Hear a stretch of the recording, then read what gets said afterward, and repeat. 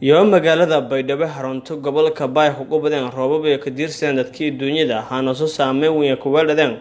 qoysaska danyarta ee kanal kaamamka kiyaalan dowladka magaalada Baydhabo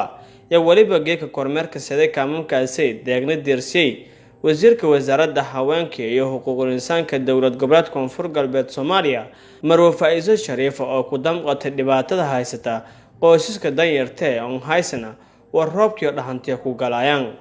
walibana kaamamka booqati wasiiradda ku mid ah kaamiyo ka jiraan dad naafe oo hindhan lahayn xanuunsayna oo isla marhaantaasi ay qaybadi bustooyin iyo dharshal gadisan Marwo Faizo Shariif wasiirka wasaaradda haweenka iyo xuquuqul insaanka dowlad goboleedka Koonfur Galbeed Soomaaliya ganacsatada reer Koonfur Galbeed ka baaqday intii gargaar iyo hadeersan qoysaskan ka tabaaraysan meelun عليكم جيكم حبوقنا كام كيال كامون كبيدو كميدة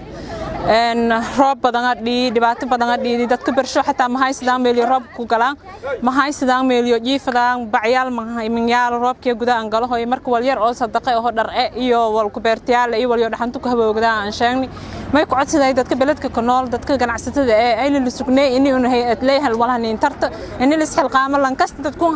أركتي ولا لنقبض كر لنقبض إن شاء الله بإذن الله إذا ما magaalada Baydhabo xarunta gobolka Bay ee waliba maalmoon si weyn u gubday roob dadkii dunyada ka dirsadeen xanuunsan saameyn weyn ku weelatay qoysaska danta yara waliba muslimiinta Soomaaliyeed ku dalbadahana intii gargaar iyo hadeersiyan Faisal Daawusin Radio Television Koonfur Galbeed magaalada Baydhabo